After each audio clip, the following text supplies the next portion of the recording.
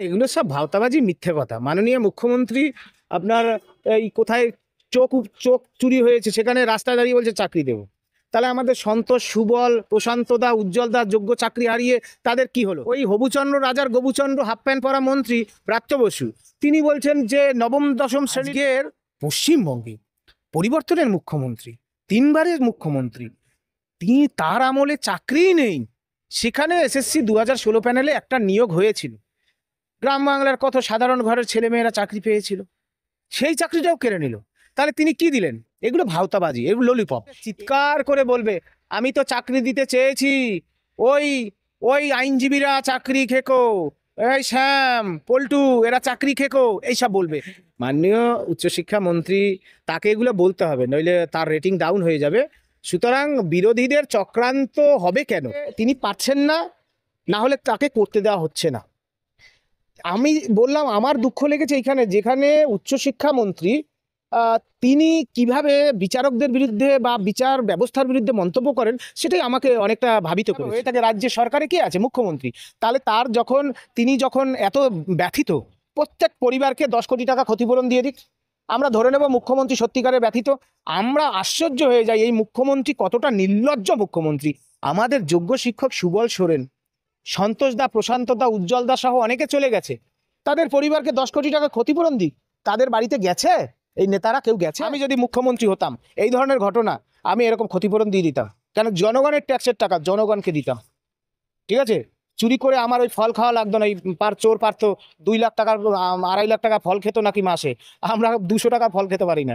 এসব চোরেদের পক্ষেই সম্ভব। দুটো কানই নেই, তখন সেই চোর নির্লজ্জ বেহায়া তারা কি করবে? রাস্তার মাঝখান থেকে হাঁটবে, যে দেখবি দেখ এরা নির্লজ্জতার চূড়ান্ত সীমায় পৌঁছে গেছে। জনগণ এই চোরেদের ফুট মেরে উড়িয়ে দেবে, ফু মেরে দেখবেন উড়িয়ে দেবে। বাংলার মানুষকে, ছাত্র, যুব, মায়েরা, বোনেরা, শ্রমিক, কৃষক, ক্ষেত মজদুর, আদিবাসী, তপশিলি, নমশূদ্র, রাজবংশী, মুসলমান, আমি সবার ঘরে সবাইকে আবেদন করব, কর্মসংস্থানের স্বার্থে, শিল্প কলকারখানার স্বার্থে, স্বাস্থ্য উন্নত পরিকাঠামোর স্বার্থে, শ্রমিকের স্বার্থে, কৃষকের স্বার্থে, শিল্পায়নের স্বার্থে এই চোরকে তাড়ান। মুখ্যমন্ত্রী জানে না? যা বাজে কথা। দাদা, সুপ্রিম নির্দেশে এসএসসি সমস্ত মামলা হাইকোর্টে এসছে, সব মিলিয়ে কোন দিকে গড়াচ্ছে এই কেস?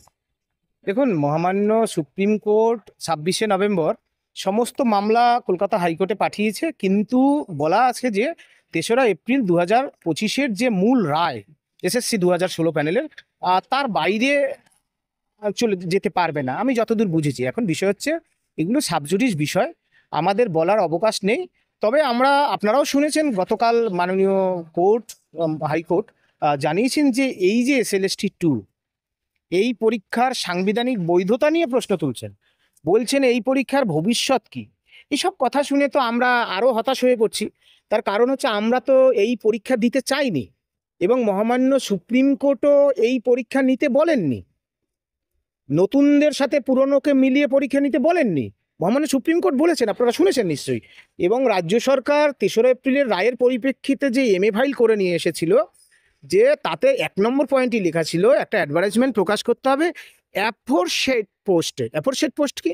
ডিক্লেয়ার ভ্যাকেন্সিস কি? অর্থাৎ SSC 2016 প্যানেলের মামলার পরিপ্রেক্ষিতে যে নট স্পেসিফিক্যালি টেন্টেড বা রিভিউয়ের রায়ে যারা আনটেন্টেড, যাদেরকে হাইয়েস্ট প্রায়োরিটির ভিত্তিতে রাজ্য সরকারকেই কি নিয়োগ দিতে হবে। মহামান্য সুপ্রিম কোর্ট 26 তারিখও বলেছেন এই প্যানেলে যারা যারা টেন্টেড, অর্থাৎ যারা চিহ্নিত দাগি, তাদের নাম, বাবার নাম, রোল নম্বর, ঠিকানা, বিদ্যালয়ের নাম, subject, category, date of birth, সমস্ত কিছু ডিটেলস SSCর অফিসিয়াল ওয়েবসাইটে প্রকাশ করতে হবে। সেক্ষেত্রেও দেখবেন এরা গড়িমসি করছে, স্কুলের নাম দেয়নি।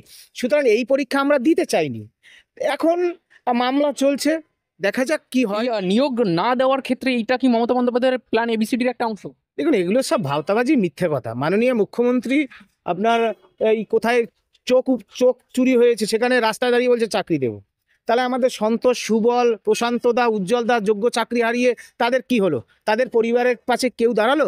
তাদেরকে 10 কোটি টাকা ক্ষতিপূরণ দিল? তাদেরকে কি চাকরি দেওয়া হলো? সুতরাং এগুলো ভাওতাবাজি। সবাই দাঁড়িয়ে বলছে 10 লক্ষ চাকরি দেবো, বিধানসভায় বলছে 5 লক্ষ চাকরি দেবো।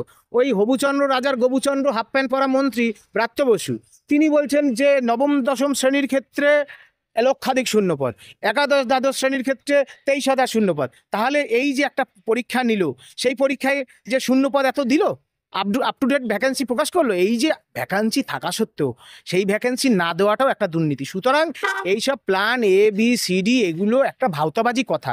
এগুলো হচ্ছে রাজ্য সরকারের চাকরি দেবার ইচ্ছেই নেই।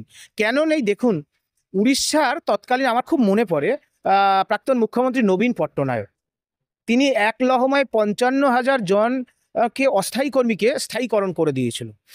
আজকের পশ্চিমবঙ্গে পরিবর্তনের মুখ্যমন্ত্রী, 3বারের মুখ্যমন্ত্রী, তিনি তার আমলে চাকরিই নেই। সেখানে SSC 2016 প্যানেলে একটা নিয়োগ হয়েছিল, গ্রাম বাংলার কত সাধারণ ঘরের ছেলেমেয়েরা চাকরি পেয়েছিল, সেই চাকরিটাও কেড়ে নিল। তাহলে তিনি কি দিলেন? এগুলো ভাওতাবাজি, এগুলো ললিপপ। এই যে চাকরি দেওয়ার আজও ইচ্ছে নেই, শুধু উনি ভিক্ষা দেবেন, ভাতা দেবেন। এবং এই যে আর 2 মাস যেতে দিন, মহামান্য সুপ্রিম কোর্ট তো বলেছে যে 31শে ডিসেম্বরের মধ্যে নিয়োগ দিন। দিতে না পারলে তারপরে ভোটের কোড অফ কন্ডাক্ট আসবে, চিৎকার করে বলবে আমি তো চাকরি দিতে চেয়েছি, ওই ওই আইনজীবীরা চাকরি খেকো, এই শ্যাম পল্টু এরা চাকরি খেকো, এইসব বলবে, এরা চাকরি দিতে দেয়নি। এগুলো মিথ্যে কথা। সুতরাং বাংলার মানুষ আশা করব তারা ধরে ফেলবে মুখ্যমন্ত্রী চাল। শিক্ষামন্ত্রী বলছেন এগুলো বিরোধীদের চক্রান্ত, শিক্ষা যাতে চাকরি নিয়োগ না হয়। মাননীয় উচ্চশিক্ষা মন্ত্রী, তাকে এগুলো বলতে হবে, নইলে তার রেটিং ডাউন হয়ে যাবে। সুতরাং বিরোধীদের চক্রান্ত হবে কেন? আপনারা এমন গেজেট, এমন নোটিশ প্রকাশ করবেন কেন? মহামান্য সুপ্রিম কোর্টের যে রায় ছিল, সেই রায় মেনে আপনারা SSC 2016 প্যানেল আলাদা করতে পারতেন। মাননীয় শিক্ষা সচিব বিনোদ কুমার মহাশয় যে মন্তব্য বা যে পরামর্শ SSCকে দিয়েছিল বা রাজ্য সরকারকে দিয়েছিল, সেই আমাদের সাথে বৈঠকেও বলেছেন, সেই পরামর্শ মেনে যদি আজকে ফ্রেশ সিলেকশন হতো, SSC 2016 প্যানেল আলাদা, নতুনদের ক্ষেত্রে আলাদা, আজকে এই পরিস্থিতি হতো না। তাহলে আর এই বিরোধীদের চক্রান্ত বলতে পারতেন না। এবং আমার তো খুবই খারাপ লাগছে, মাননীয় উচ্চশিক্ষামন্ত্রী তিনি অত্যন্ত গুণী একজন মানুষ। ব্যক্তিগত জীবনে আমি ওনার বহু নাটক দেখেছি, খুব জ্ঞানী মানুষ। কিন্তু উনি কেমন করে বিচার ব্যবস্থাকে আঘাত করছেন, এটাই আমাকে অনেকটা ভাবিয়েছে। নাটকীয় জগতের জন্য শ্রেষ্ঠ, ওই জগতে না, নাটকীয় জগতে শ্রেষ্ঠ আমি বলিনি, ওই জগতের জন্যই তিনি। দেখুন, তার অনেক সৃষ্টি, তার অনেক সেই বিষয়ে তার দক্ষতা আছে।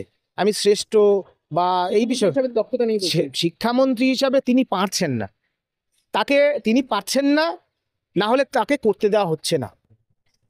আমি বললাম আমার দুঃখ লেগেছে এইখানে, যেখানে উচ্চশিক্ষামন্ত্রী তিনি কিভাবে বিচারকদের বিরুদ্ধে বা বিচার ব্যবস্থার বিরুদ্ধে মন্তব্য করেন, সেটাই আমাকে অনেকটা ভাবিত করেছে। আপনি নিজেও অনেক শিক্ষকের কথা বললেন, যেটি যারা দুর্ভাগ্যজনত মারা গেছেন, কিন্তু এই SIR আবহে BLOদের মৃত্যু ঘটলো, সেইখানে মুখ্যমন্ত্রী বিভিন্ন পোস্ট করলেন, কিন্তু শিক্ষক মৃত্যুতে মুখ্যমন্ত্রী এত পরোয়া করেন না কেন?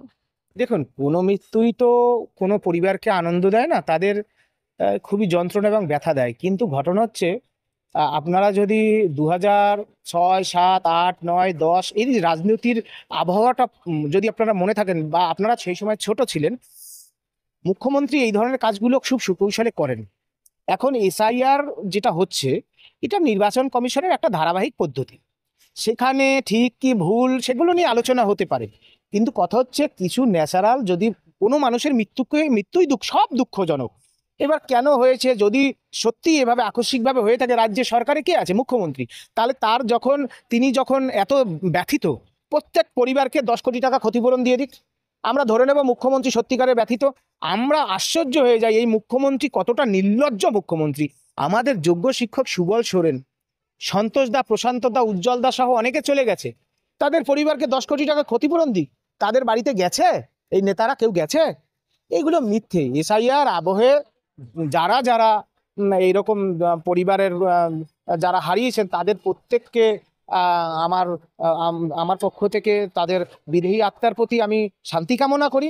কিন্তু বাংলার মানুষকেও আমি বলবো, সব বিষয়ে না রাজনীতি প্রবেশ করলে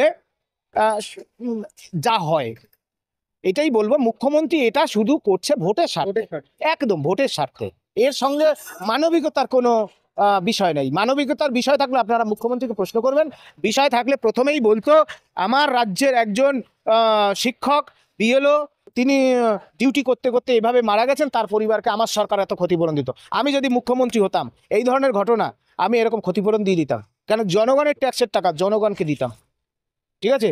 চুরি করে আমার ওই ফল খাওয়া লাগতো না, এই চোর পারতো 2 লাখ টাকার 2.5 লাখ টাকা ফল খেত নাকি মাসে, আমরা 200 টাকা ফল খেতে পারি না।